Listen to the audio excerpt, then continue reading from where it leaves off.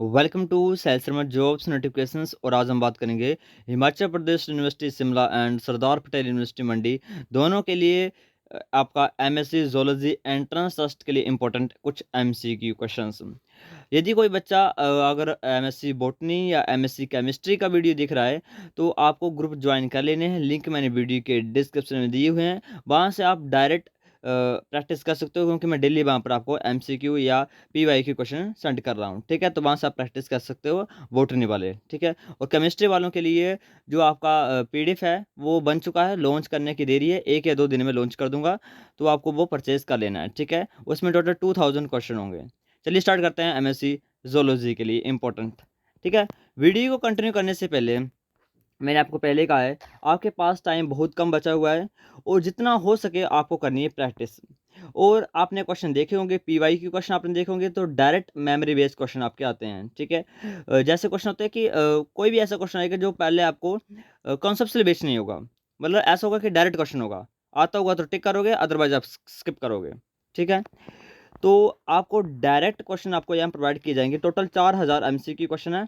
आपको ये सारे चाहे आप रट लीजिए, चाहे आप पढ़ लीजिए, चाहे आप पहले सिलेबस पढ़ लीजिए, उसके बाद आप मतलब उनको प्रैक्टिस कीजिए, बट इनको आपने अटैम्प्ट जरूर करना है। ठीक है, टोटल 4000 हैं और यहाँ पर 20 चैप्टर हैं। 20 चैप्टर में से हर एक चैप्टर के आपके पास 200 एमसीक्यू क्वेश्चन हैं, टोटल हो गए 4000।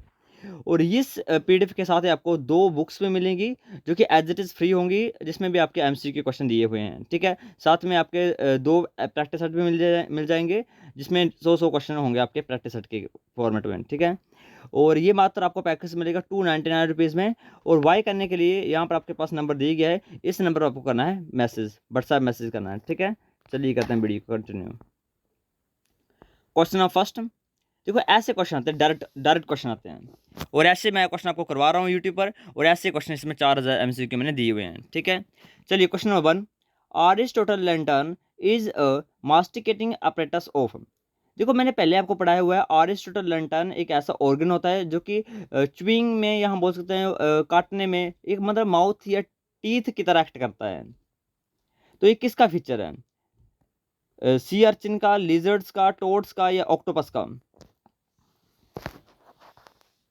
तो इसका जो राइट आंसर है ऑप्शन नंबर फर्स्ट, सी अर्चिन्स के अंदर अरिस्टोटल लैंटर्न होते हैं। ठीक है, चलिए क्वेश्चन नंबर नेक्स्ट, ये हिंदी में है। ठीक है, कुछ हिंदी वाले स्टूडेंट भी हो तो।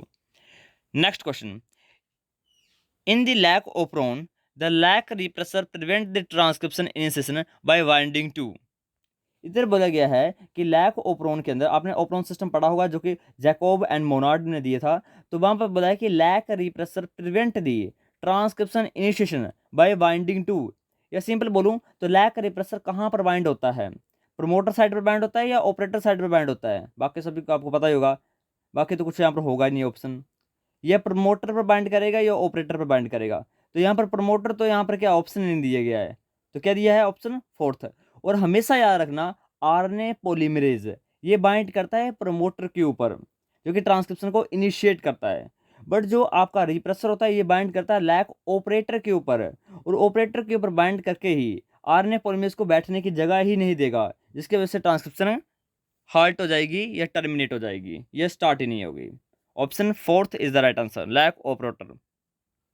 नाउ नेक्स्ट क्वेश्चन, ये थोड़ा आपका मैच द फ्लोइंग है। 2 लिस्टें आपके आपने दी गई हैं, आपको इनसे मैच द फ्लोइंग करना है, मैच करना है एक दूसरे के साथ। पहला है डाउन सिंड्रोम। अब देखो डाउन सिंड्रोम को आप मैच कीजिए, किसके साथ मैच होगा Down syndrome? Klinefelter syndrome, Turner syndrome, cri du chat syndrome. देखो यदि आपको एक भी आंसर आता होगा तो अब मुझे श्योर है कि आप नेक्स्ट भी जोड़ लोगे। ठीक है, देखिए आपको सबसे इजी क्या लग रहा है? तो मैं होता तो मैं टर्नर सिंड्रोम करता। वो टर्नर सिंड्रोम में एक ही एक्स क्रोमोसोम होता है फीमेल में, दूसरा जीरो, एक्स जीरो कंडीशन या एक्स ओ कंडीशन। तो सी को मैच करता है मैं सीधा लॉस ऑफ एक्स क्रोमोसोम के साथ, यानी सी को 2 के साथ मैच करता है। अब नीचे ऑप्शन में C2 किसके साथ है? ओनली ऑप्शन सेकंड और ऑप्शन थर्ड के साथ है। ठीक है, चलिए आगे। आगे उसके बाद मैं करता डाउन सिंड्रोम को। डाउन सिंड्रोम होता है ट्राइजोमी ऑफ क्रोमोसोम नंबर 21, यानी ए को मैच करता मैं थर्ड के साथ। अब ए थर्ड, C2 ओनली ऑप्शन 2 में ही दिख रहा है। ठीक है, तो देखो 4 ऑप्शन थे, 4 में से 2 को मैच करने से आपका आंसर आ गया है, बाकी कर लीजिए। क्रायोडोचैट होता है deletion of the small terminal portion of chromosome number 5। और रही बात आपकी क्लीफेंटन सिंड्रोम, तो ये होता है x x x by condition, यानी एक एक्स्ट्रा एक्स क्रोमोसोम आ जाएगा मेल के अंदर। Option second is the right answer. Now next question है, ये 4 नंबर का क्वेश्चन है, ठीक है, CUTPG का क्वेश्चन पर है। फिनाइलकीटोनुरिया इज अ टाइप ऑफ, देखो फिनाइलकीटोनुरिया एक बहुत ही, मैं बोलता हूँ, डेंजरस डिजीज है। इसमें असल में होता क्या है, फिनाइलकीटोनुरिया के अंदर जो फिनाइल एलेनिन एक अमाइनो एसिड होती है वो कन्वर्ट नहीं हो पा रही है टायरोसिन के अंदर। इंजाइम यहाँ पर डेफिशिएंट है। इंजाइम का नाम होता है फिनाइल एलिन हाइड्रोक्साइलेट, ठीक है, हाइड्रोक्साइलेज। तो ये हाइड्रोक्साइलेज है जो कि OH ग्रुप प्रोवाइड नहीं करवा पा रहा है फिनाइल एलिन को, जिसकी वजह से वो टायरोसिन में कन्वर्ट नहीं हो पा रही है, जिसकी वजह से फिनाइल एलिन की मात्रा बढ़ रही है, बढ़ रही है, बढ़ रही है, बढ़ रही है, और इतनी ज़्यादा बढ़ जाएगी कि वो पायरुवेट टाइप की कीटोन बॉडीज बनाएंगी। और ये कीटोन बॉडीज होंगी, ये ब्लड ब्रेन बैरियर को क्रॉस कर जाती हैं, और आपका ब्रेन जो होता है वो फुल्ली तरीके से डैमेज हो जाएगा। तो पूछा गया कि फिनाइल कीटोनुरिया कौन सी डिजीज है, एक्स लिंक्ड है या ऑटोजोमल है। देखो डोमिनेंट और रिसेसिव के बाद की बात है, पहले बताओ एक्स लिंक्ड है या ऑटोजोमल है, पहले ये तो बताओ, ठीक है, इसका बताना आपको। तो देखो ये आप एक टाइप की आपकी ऑटोजोमल डिजीज है, कैसी है, ऑटोजोमल डिजीज है। अब रिसेसिव है, ये डोमिनेंट है, तो फिनाइलकीटोनुरिया इज अ रिसेसिव डिजीज, यानी option fourth is the right answer. Now hypersensitivity involved in the blood transfusion and erythroblastosis fetalis is, देखो हाइपर सेंसिटिविटी आपने पढ़ी है, 4 टाइप की हाइपर सेंसिटिविटी होती है। इसमें बोला कि कौन से हाइपर सेंसिटिविटी रिलेटेड होती है ब्लड ट्रांसफ्यूजन से।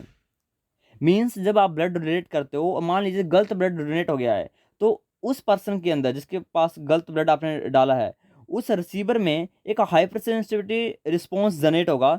वो कौन सा टाइप का होगा, देखो टाइप 1 होता है जो कि होता है एलर्जन रिस्पॉन्स। जैसे आप और आपका कोई दोस्त घूमने गए, आपने भी मूंगफली खाई, आपके दोस्त ने भी मूंगफली खाई, फर्स्ट टाइम तो कुछ नहीं हुआ, पर नेक्स्ट टाइम जब आप मूंगफली खाने गए दोनों दोस्त, आपको क्या होगी, एलर्जी होगी, आपके अंदर रैसेस आ गए, या कोई भी आपको स्नीजिंग होगी, कफिंग होगी, कुछ भी हो गया, आपको आपके अंदर क्या हो जाएगी, ईचिंग रिस्पॉन्स आ गया, एलर्जी होगी। बट आपके दोस्त को कुछ नहीं हुआ, वो होता है type 1 hyper sensitivity, type 1।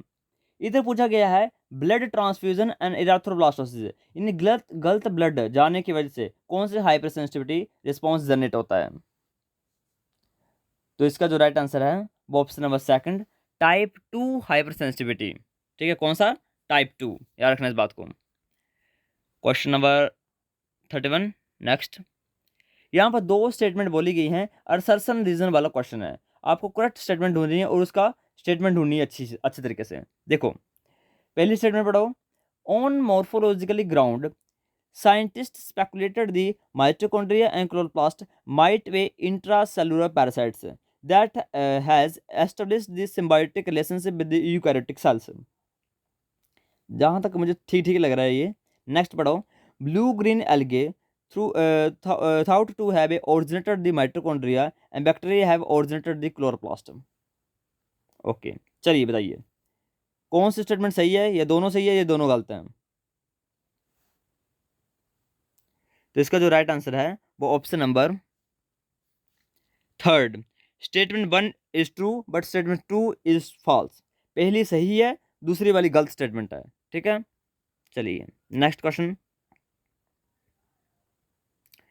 the methods used to analyze larger DNA fragments is, अब देखो किस मेथड से आप बड़े बड़े डीएनए फ्रैगमेंट्स को एनालाइज कर सकते हो। पॉली एक्रिलामाइड जेल इलेक्ट्रोफोरेसिस, देखो यहाँ से आप चलोगे, कौन सा मेथड करोगे यूज, यहाँ पर आप एलिमिनेशन मेथड यूज करोगे। देखो आइसो इलेक्ट्रिकल फोकसिंग से कभी भी डीएनए सेपरेट नहीं होता है, आइसो इलेक्ट्रिकल फोकसिंग से आपका प्रोटीन सेपरेट होती है, ठीक है। तो option second has been eliminated. अब अच्छा एग्रोजल और पॉली एक्रिलामाइड जेल इलेक्ट्रोफोरेसिस, देखो पल्स फीड जेल इलेक्ट्रोफोरेसिस भी हो सकता है, बट आपको बताना राइट आंसर क्या है इसका। तो इसका जो राइट आंसर है वो ऑप्शन नंबर कौन सा, option number fourth, pulse field jail electrophoresis. देखो थोड़ा सा आपको मैं बता देता हूँ, देखो जो ये पॉली एक्रिलेमेट जेल इलेक्ट्रोफोरेसिस है या एग्रोज जेल इलेक्ट्रोफोरेसिस है, ये सेपरेट करती हैं प्रोटीन्स और डीएनए को, ठीक है। अब एग्रोज और पॉली एक्रिलेमेट में भी जो एग्रोज वाली है वो आपके सेपरेट करती है डीएनए को, बट यहाँ पर बोला लार्ज डीएनए, ओनली वो डीएनए को सेपरेट करते हैं जो कि नॉर्मल साइज का होता है। और पॉली एक्रिलेमेट जेल इलेक्ट्रोफोरेसिस ये सेपरेट करता है प्रोटीन्स को। अब बचा कौन सा, पल्स फील्ड। पल्स फील्ड में क्या होता है, बहुत बड़ा डीएनए फ्रेगमेंट हो तो उससे अलग अलग एंगल से क्या दिया जाता है, पल्स दी जाती है, करंट दिया जाता है। इसलिए डीएनए क्या करता है, कभी इस साइड आता है तो कभी दूसरे साइड, कभी तीसरे का, कभी फोर्थ साइड, ऐसे घूमता घूमता घूमता घूमता नीचे तक पहुंचता है, जिसकी वजह से वो टोटली तरीके से सेपरेट हो जाता है, ठीक है। इसको बताया पल्स फील्ड जेल इलेक्ट्रोफोरेसिस, ठीक है। चलिए, evolution of drug resistant bacteria is an example of. देखो आप सभी को पता होगा, फॉर एग्जांपल के लिए डीडीटी रेजिस्टेंट हो गया। हाँ, डीडीटी का एग्जांपल देता हूँ मैं। देखो जो डीडीटी रेजिस्टेंस बैक्टीरिया हैं, या हम बोल सकते हैं डीडीटी रेजिस्टेंस जो मॉस्किटोज हैं वो रेजिस्टेंट क्यों हुए। या अच्छा, अब यहाँ पर बैक्टीरिया बोलेंगे तो मैं एक बैक्टीरिया का एग्जांपल देता हूँ, पेनिसिलिन। देखो पेनिसिलिन एक ऐसी ड्रग है जो कि दी जाती है बैक्टीरिया को, जब भी कोई बैक्टीरियल डिजीज हो ह्यूमंस को या किसी दूसरे को, तो एक एंटीबायोटिक दी जाती है जिसका नाम है पेनिसिलिन। अब ये जो पेनिसिलिन है, इसके प्रति कुछ बैक्टीरिया ने रेजिस्टेंट क्रिएट कर लिया है, तो वो कैसे किया है वो पूछा गया है। तो थोड़ा सा मैं इसके डीप लेवल पर जाऊं तो असल में हमें जो डिजीज होती है वो होती है उस बैक्टीरिया के द्वारा जिस बैक्टीरिया के पास ट्रांस ग्लाइकोसाइडेज, ठीक है, का टाइप का एंजाइम प्रेजेंट होता है, जो कि क्या करता है, जो कि बैक्टीरिया की प्रोटीन कोट को बनाता है। अब इसके प्रति हमने क्या करती है, हमने पेनिसिलिन इजाद कर ली जो कि इस एंजाइम को खत्म कर देती है। प्रोटीन कोट नहीं बनेगा तो बैक्टीरिया काम नहीं कर पाएगा, बैक्टीरिया सर्वाइव नहीं कर पाएगा। बट बैक्टीरिया ने क्या किया, इस पेनिसिलिन के खिलाफ एक ड्रग मतलब एक जीन एक्टिवेट किया जिसका नाम है बीटा लैक्टम। क्या नाम है, बीटा लैक्टम। अब ये जो बीटा लैक्टम है ये पेनिसिलिन के प्रति रेजिस्टेंस हो चुका है, तो इसे हम बोलते हैं नेचुरल सिलेक्शन। क्या बोलते हैं, natural selection. Option second is the right answer. Darwin का ग्रेट कॉन्सेप्ट आपने पढ़ा होगा बचपन में, ठीक है। चलिए, अब हम चलते हैं क्वेश्चन नंबर नेक्स्ट के पास। The mimicry in which a palatable species mimic a toxic species is called as. देखो आपने बचपन में दो मिमिक्री पढ़ी हुई हैं, एक है वेटसिन मिमिक्री, एक है मुलेरियन मिमिक्री। देखो दो ऑप्शन मैं यहाँ पे एलिमिनेट कर देता हूँ, फर्स्ट और फोर्थ। ये एक टाइप की वेटसिन या मुलेरियन मिमिक्री का ही एग्जाम्पल पूछा गया है, बट ध्यान से पढ़ना पूछा क्या है, बोला है ये palatable, A palatable species mimic a toxic species. Palatable का मतलब होता है खाने युक्त। अब कोई स्पीसीज खाने युक्त है, टेस्टी है, बट वो अपने आप को मिमिक कर रही है, अपने आप को टॉक्सिक बता रही है कि मैं खाने युक्त नहीं हूँ, मैं बहुत बुरी हूँ, मेरे को मत खाओ, ऐसे शो कर रही है नहीं, वो है खाने युक्त ही। जैसे एग्जांपल देता हूँ, कोई एक बटरफ्लाई है और बटरफ्लाई किसी प्रेडेटर के लिए टेस्टी है, बहुत अच्छा खाना है और इतना टेस्टी है कि उसको मजा आ जाए, बट वो अपने आप को टॉक्सिक शो कर रही है कि नहीं नहीं मेरे को मत खाओ, मैं बहुत बुरी हूँ, मैं टॉक्सिक हूँ मैं। तो इस टाइप की मिमिक्री को क्या कहते हैं, काफ़ी ईजी है, काफ़ी ईजी है ये। तो इस टाइप की मिमिक्री को हम बोलते हैं वेट्सियन मिमिक्री, ओके। यही असल में ऑनेस्ट मिमिक्री होती है। डिसऑनेस्ट में कई बार क्वेश्चन ऐसा आता है, what is the honest mimicry, तो ऑनेस्ट मिमिक्री इज वेट्सियन मिमिक्री। अगर पूछा है डिसऑनेस्ट मिमिक्री तो Mullerian mimicry is the dishonest mimicry. Mullerian में क्या होता है ना, मुलेरियन मिमिक्री में जो ये नॉन पैलेटेबल है ये पैलेटेबल की तरह ही दिखेगी, और नॉन पैलेटेबल की तरह ही दिखेगी। फिर मिमिक्री की हुई, मिमिक्री इसलिए हुई कि वहाँ पर मॉर्फोलॉजिकल सेम हो जाएंगे, देखने में सेम हो जाएंगे, जिसकी वजह से प्रेडेटर प्रेडेटर पहचान नहीं पाएगा कि किसको खाना है किसको नहीं खाना है। 50% वो बचते हैं, 50% उनको नुकसान होता है, बट बेडसिन में 100% वो मिमिक कर बच जाता है। डिटेल में जाना है तो आगे फ्यूचर में पढ़ लेना कभी बुक्स, बट अभी इतना रखना कि जब भी पैलेटेबल खाने युक्त स्पीसीज अपने आप को टॉक्सिक या भयानक शो करे तो एक होती है वेट्सिन मिमिक्री, ठीक है। Now next question, an interactions where one species is harmed and the other is unaffected is called.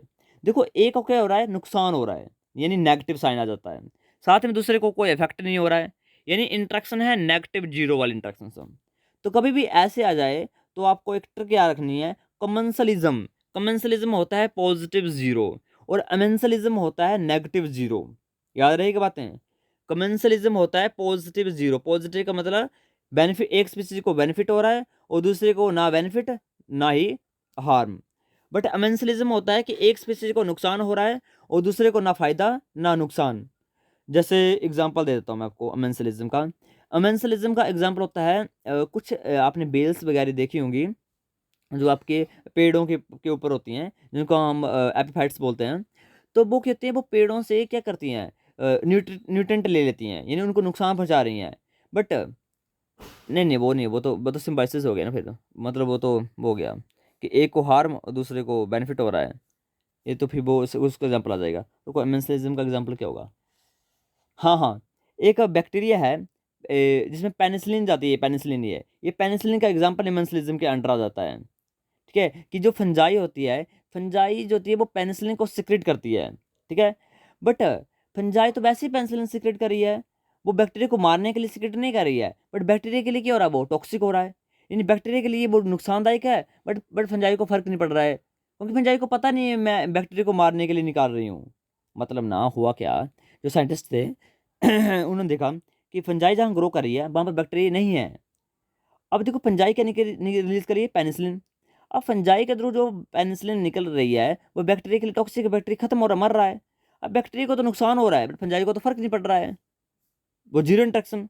अब कमेंसलिज्म में क्या होता है, पॉजिटिव जीरो, जिसमें आपने देखा होगा इरिगोट और कैटल का, कि कैटल आगे आगे चल रही है और इरिगोट एक पक्षी है, वो पीछे पीछे कर रहा है, केंचुओं को खा रहा है। अब गाय को थोड़ी है या पशु को थोड़ी पता चल रहा है कि पीछे क्या है, पक्षी चला है नहीं चला है, उसे कोई मतलब नहीं है, जीरो इंट्रैक्शन। बट जो पक्षी भी चला हुआ है उसको तो फायदा हो रहा है, उसको तो वो केंचुए खाने को मिल जा रहे हैं। इसको बोलते हैं commensalism. Option fourth is the right answer here. यहाँ पर राइट आंसर क्या है, ऑप्शन फोर्थ। Question ID 114। चलो नेक्स्ट देखते हैं। Given below are two statement, यहाँ पर देखो यहाँ पर दो स्टेटमेंट लिखी गई हैं। अब इन दो स्टेटमेंट में आपको राइट स्टेटमेंट ढूंढनी है। ठीक है, most appropriate answer from the option given. देखो स्पेसिएशन कैन अकर रैपिडली और स्लोली। यहाँ बोला गया कि स्पेसिएशन बहुत जल्दी हो जाता है या बहुत स्लो होता है। Speciation can take place with geographical separation only. देखो ये क्वेश्चन मैंने पता नहीं कितने बार आपको करवाया है, सेकंड वाला तो मैंने बहुत ही बार आपको करवाया है, थक गया हूं इसको करवाते करवाते मैं। ठीक है, तो यहां पर जो राइट आंसर होगा वो होगा ऑप्शन, एक सेकंड यार, फोन में भी आने होते हैं। Option third is the right answer, because देखो स्टेटमेंट 1 को पढ़ो, स्पेसिएशन जल्दी भी हो सकता है, स्पेसिफिकेशन स्लो भी हो सकता है। मोस्टली स्पेसिफिकेशन स्लो ही होता है, बट ऐसा कभी नहीं है कि स्लो ही होगा। हाँ, क्योंकि लाइफ साइंस में एक्सेप्शन है। बट दूसरी स्टेटमेंट लिखिए, specification can take place with geographical separation होने। जियोग्राफिकल स्पेसिफिकेशन का कौन सा स्पेसिफिकेशन होता है, एलोपैट्रिक स्पेसिफिकेशन। क्या स्पेसिफिकेशन एलोपैट्रिक के थ्रू ही होता है? मैंने आपको सिंपैट्रिक करवाया हुआ है, मैंने आपको पेरीपैट्रिक करवाया हुआ है, मैंने आपको पैरापैट्रिक करवाया हुआ है। अब एक तरीका थोड़ी है स्पेसिफिकेशन का, स्पेसिफिकेशन के बहुत तरीके हैं। तो option third is the right answer. Next question, in eukaryotes 5s rRNA is synthesized from या सिंथेसाइज्ड बाय। देखो यूकैरियोट्स के अंदर जो आपका rRNA होता है वो बनता है RNA पॉलीमरेज 1 के द्वारा। बट यहाँ पर एक बहुत तगड़ी एक्सेप्शन आ जाती है, वो है 5s rRNA। देखो आपने हमारा जो राइबोसोम है यूकैरियोट्स का, उसके सब यूनिट्स पढ़े हैं? नहीं पढ़े हैं तो देख लीजिए। उसमें जो लास्ट सब यूनिट होता है वो होता है 28S।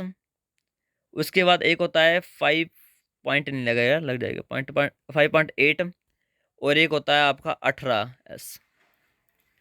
ये जो तीन मैंने लिखे हैं, 28, 5.8 और 18, ये तीनों की तीनों बनते हैं आरएनए पॉलीमरेज 1 के द्वारा। हमेशा याद रखना, हमेशा बहुत इंपॉर्टेंट है, 100% आएगा इस बार क्वेश्चन है ये, बोल रहा मैं, दोबारा सुन लो।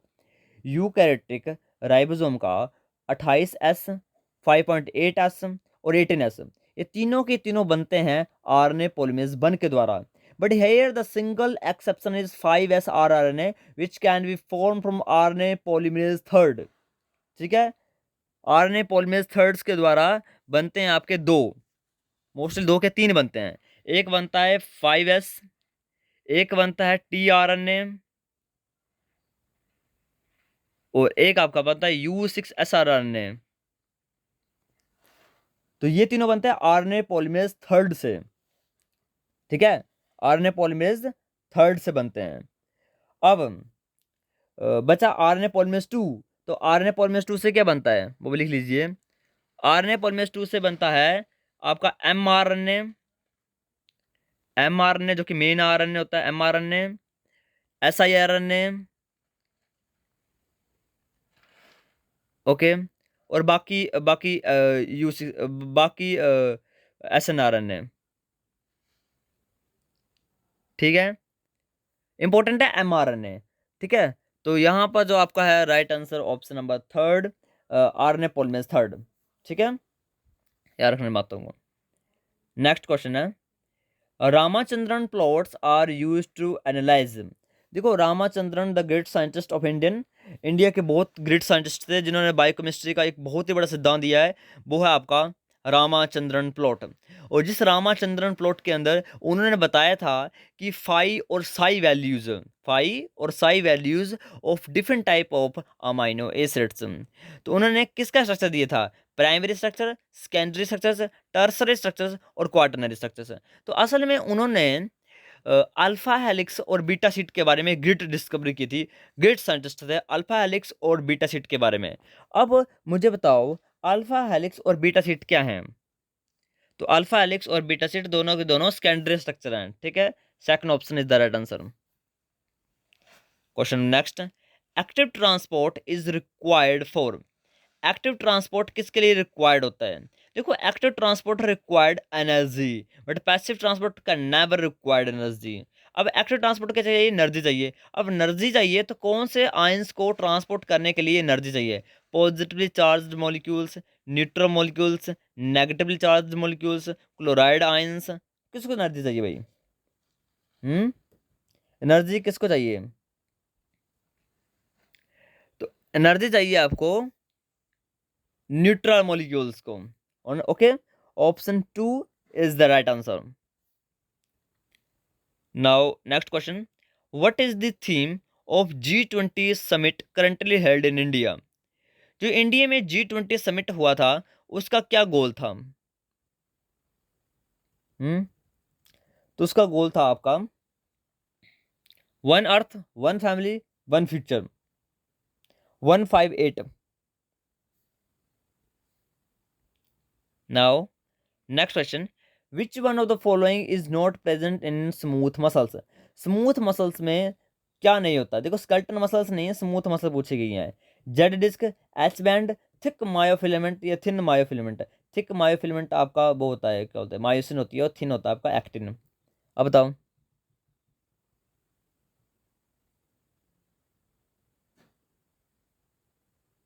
हम्म तो यहाँ पर जो राइट आंसर है वो option number first, Z disc. Now next question है, the pH of cytoplasm and lysosome are 7 and 5 respectively.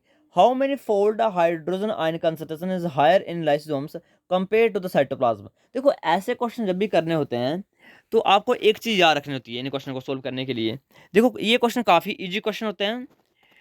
तो यहाँ पर क्या बोला गया है कि पीएच साइटोप्लाज्म में और लाइसोसोम में 7 और 5 का डिफरेंस है। तो कभी भी एक यूनिट से पीएच आपके बढ़ रही हो या घट रही हो तो आपको करना है 10 फोल्ड। क्या करना है, 10 फोल्ड। ये याद करने वाली बातें होती हैं। जब भी 2 यूनिट से पीएच घट रही है या पीएच बढ़ रही है तो आपको करना है 100 फोल्ड। ठीक है, मतलब असल में ना ये क्या होता है मैं समझाता हूँ, अभी अभी लिखो, लिखते चलो डोल।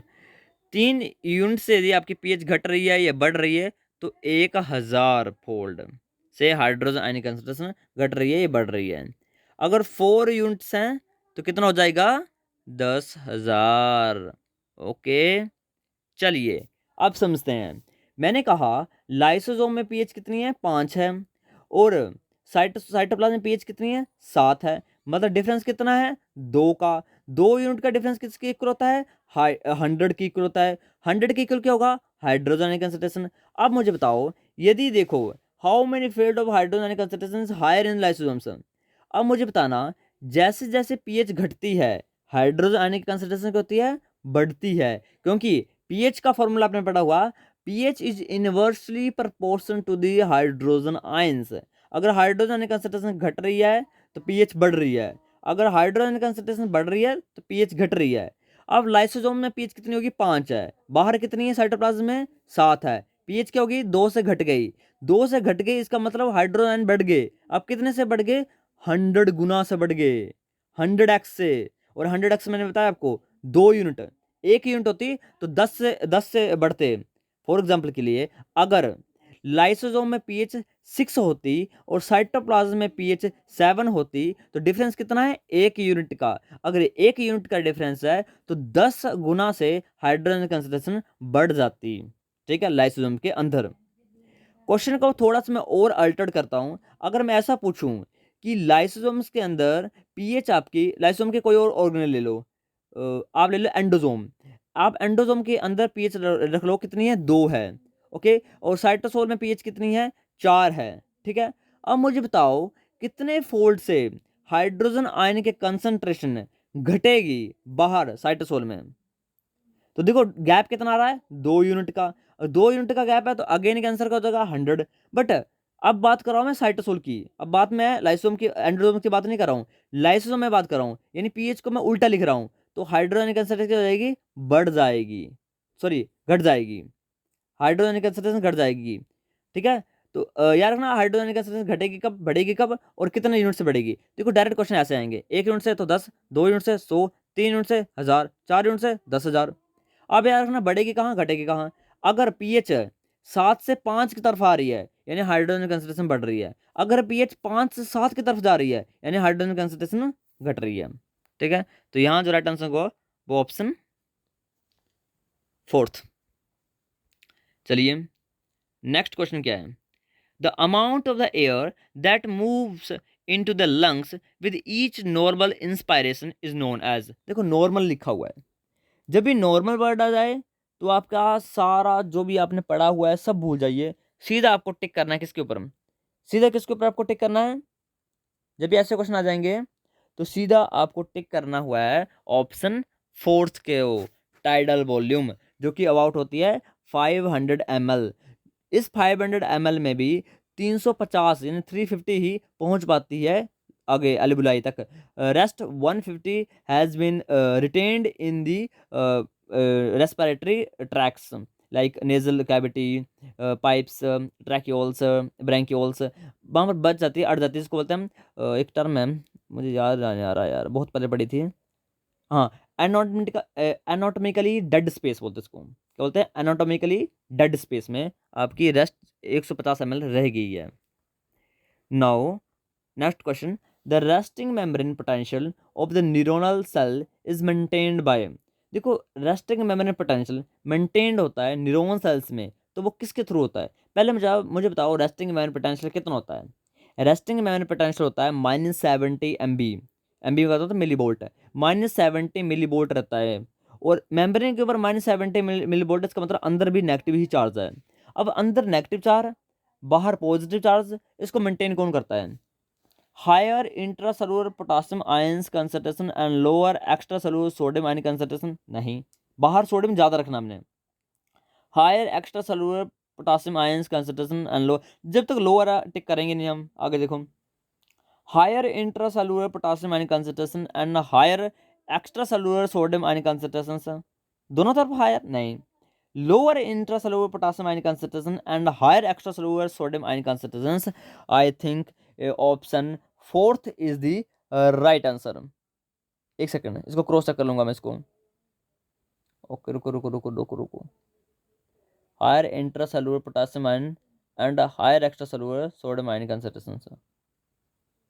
हाँ ठीक है, हायर तो हम ऐसे नहीं एक्चुअली हायर तो नहीं बोल सकते हैं। असल में होता क्या है 3 सोडियम आपके क्या होते हैं बाहर की तरफ रहते हैं और 2 पोटाशियम आयन आपके अंदर की तरफ आते हैं। तो हायर तो नहीं बोल सकते हैं, हाँ मोस्टली हायर हायर के इक्वल है, लोअर भी नहीं बोल सकते हैं। हाँ तो ऑप्शन आप थर्ड को राइट मान सकते हो, ठीक है। चलिए नेक्स्ट क्वेश्चन है, which hormone primarily accelerate the reabsorption of sodium along with the distal convoluted tubules and proximal portion of collecting ducts? Okay देखो बहुत सारे स्टूडेंट्स आंसर मुझे पता है गलत करेंगे, इसका आंसर बहुत सारे स्टूडेंट गलत करेंगे, ये मैं श्योर हूँ मैं इसका आंसर। देखो आप जब भी सोचते हो कि कलेक्टिंग ट्यूब्यूल्स में प्रोक्सिमल पोर्शन में जो कि डिजिटल ट्यूब्यूल्स होते हैं वहाँ पर एडीएच आता है, वैसोप्रेशन आता है, बट वैसोप्रेशन आता है वाटर का रीएब्जॉर्प्शन करने के लिए, वो कभी भी सोडियम का नहीं करेगा। ओके तो एडीएच तो होगा ही नहीं, भूल जाओ। रेनिन का तो काम ही नहीं है इधर। एल्डोस्टेरोन ऑक्सीटोसिन, ऑक्सीटोसिन का कोई काम नहीं था। Right answer is aldosterone. Aldosterone जो होता है वही क्या करता है, प्रिंसिपल सेल्स के ऊपर सोडियम को रीएब्जॉर्प्शन और पोटासियम का सिक्रेशन करवाता है। किसके ऊपर, प्रिंसिपल सेल्स के ऊपर। प्रिंसिपल सेल्स होते हैं इस कलेक्टिंग ट्यूब्यूल्स और डीसीटी के ऊपर। Now which statistical method is best suitable for testing the goodness of fit between an observed and expected distribution? देखो जब भी आपका ऑब्जर्व कंसल्टेशंस, एक्सपेक्टेड कंसल्टेशंस, ये जब भी ऐसे क्वेश्चन आ जाए तो आपको एक ही फार्मूला याद रखना है, और उसका नाम क्या है, उस फार्मूले को हम बोलते हैं, बहुत तगड़ा नाम उसका, उसको बोलते हैं काई स्क्वायर टेस्ट। क्या बोलते हैं, काई स्क्वायर टेस्ट। मैंने बहुत पहले पढ़ा था, मुझे अगर मुझे फार्मूला याद है तो लिख देता हूँ। इसका ऐसा कुछ फार्मूला था, समेशन ओ माइनस ई का होल स्क्वायर अपॉन ई। जहाँ तक मुझे पता है इसका ये फॉर्मूला बहुत पहले पढ़ने में पढ़ा था, मुझे ज़्यादा याद नहीं है, बट क्रॉस चेक जरूर कर लेना। ओ का मतलब होता है ऑब्जर्वेशन, जो भी आपकी ऑब्जर्वेशन हुई है, माइनस ई का मतलब होता है एक्सपेक्टेशंस, इसका स्क्वायर अपॉन एक्सपेक्टेशन कितनी थी, ठीक है। इससे हम निकालते हैं goodness of fit. Statistical tool है ये। Now Nieuwkoop centre is formed by the accumulation of, देखो नाइकूब सेंटर, ये क्वेश्चन आया आपका डेवलपमेंट बायोलॉजी से, जिसमें गेस्ट रिलेशन से क्वेश्चन आया है फ्रो की। और फ्रो की गेस्ट रिलेशन के पास पूछा गया कि Nieuwkoop centre is formed by the accumulation of beta catenin, Smad 24, activin, TGF beta. तो कुछ चीज़ें हम यहाँ पे एलिमिनेट करने स्टार्ट कर देंगे। तो यहाँ पर देखो आपका स्मार्ट 24 नहीं, एक्टिविन भी नहीं, टीजीएफ बीटा भी नहीं, only option first is right answer, beta catenin. Beta catenin he dorsal side रहता है, वेंट्रल साइड बीटा कैटेनिन नहीं होता है, वहां पर आपको होता है BMP4। Now the primitive streak is derived from, देखो प्रिमिटिव स्ट्रीक होती है मैमल्स के अंदर, और थोड़ी बहुत चिक के अंदर भी हमें देखने को मिल जाती है। तो प्रिमिटिव स्ट्रीक होती है वो ड्राइव कहाँ से होती है, anterior epiblast, hypoblast, Hensen node या ब्लास्टोसील। तो देखो प्रिमिटिव स्ट्रीक जो होती है जो कि एक टाइप की एनालोगस बोल सकते हैं हम, एनालोगस टू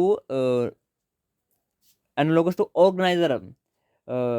एक होता है organiser in the case of अपना क्या बोलते हैं इसको, फ्रो की गैस्ट्रेशन। तो फ्रो की गैस्ट्रेशन में एक होता है स्पीमैन गोल्ड ऑर्गेनाइजर, क्या नाम है, स्पीमैन गोल्ड ऑर्गेनाइजर। जस्ट उसका एनालॉग होता है primitive streak in the case of मतलब चिक और ह्यूमंस।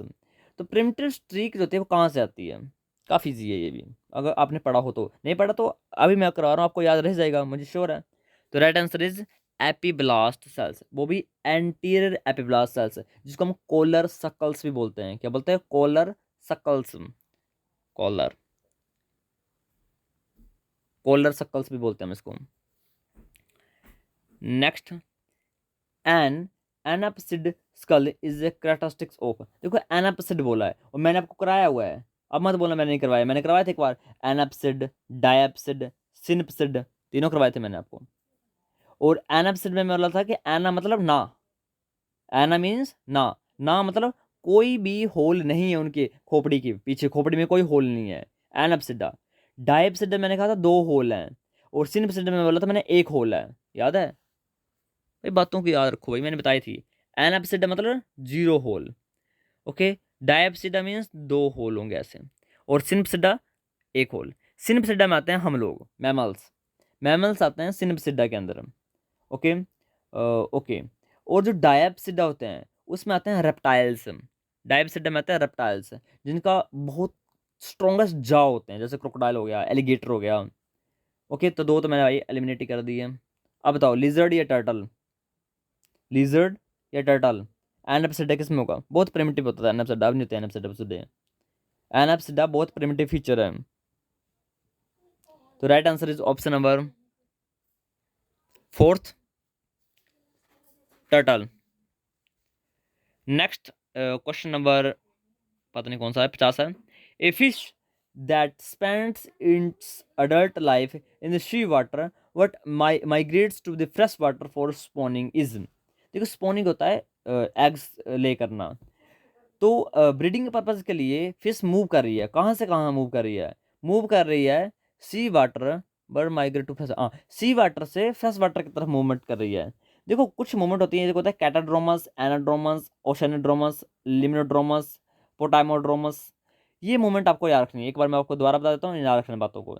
देखो जब भी फ्रेश वाटर से कोई समुद्र के पास मरने चली जाए, उसको बोलते हैं कैटाड्रोमस। क्या बोलते हैं? मरने नहीं चले जाए, ऐसे मैंने ट्रिक रखी है, मरने नहीं जाती उधर। हाँ मर भी जाती हैं कई उधर, मोस्टली मर जाती हैं, ऐसी बात नहीं, मर जाती हैं। हाँ स्पोनिंग के बाद मर जाती हैं, क्योंकि वो वापस नहीं आ पाती हैं इतनी दूर। फ्रेश वाटर में दोबारा वापस नहीं आ पाती हैं, हाँ मर जाती हैं। तो इधर बोला गया है इधर बोला गया है, ठीक है, इधर ओके। पहले मैंने आपको बताया, अगर फ्रेश वाटर होता है नदी, नदी नदी से समुद्र की तरफ जा रही है, मतलब खुद खारे पानी की तरफ जा रही है, बेकार पानी की तरफ जा रही है, खुद मरने जा रही है, तो कैटा का वर्ड थोड़ा मतलब भयानक वर्ड है ना, कैटाड्रोमस। कैटाड्रोमस, कैटाड्रोमस यानी मरने जा रही है समुद्र के पास। तो ये हो जाता है उल्टा। इधर क्वेश्चन पूछा उल्टा, इधर पूछा कि सी वाटर से फ्रेश वाटर की तरफ आ रही है, तो एनाड्रोमस बोलना है। क्या बोलना है? एनाड्रोमस। एक होता है अगर मूवमेंट कर रही है fresh water to fresh water ही, यानी नदी से नदी की तरफ ही घूम रही है, इसको बोलते हैं लोकल माइग्रेशन बोलते हैं, उसको बोलते हैं पोटाइमोड्रोमस। क्या बोलते हैं? पोटाइमोड्रोमस। हाँ एक होता है कि समुद्र से समुद्र में घूम रही है, समुद्र से समुद्र में माइग्रेट कर रही है, उसको बोलते हैं local migration in ocean, called as oceanodromous. ठीक है, तो यहाँ राइट आंसर क्या हो जाएगा? Option second, anadromous. Now free swimming ciliated larva of human liver fluke is. Free swimming बोला है और साथ में सिलेटेड भी है। ओ वाओ, क्वेश्चन इंटरेस्टिंग है, काफी इंटरेस्टिंग क्वेश्चन पूछा है इन्होंने। बताइए जाइए भाई। तो right answer is option number first, miracidium. Question number second, arrange the events of viruses replication in the host cell. Arrange करना है भाई। और लास्ट क्वेश्चन, अब हम वीडियो क्लोज करने वाले हैं। देखिए अरेंज करने का क्वेश्चन पूछा गया है, तो right answer is option number second, ACDB। पहला अटैचमेंट, उसके बाद release the genomic material in the host cytoplasm, then synthesis of the viral genes and proteins, and then packing of the viral genome and structural proteins. Option B is the right answer. Let's close video अच्छी लगे तो like share and subscribe करना, channel के साथ बना for the latest update के लिए। Thank you and have a nice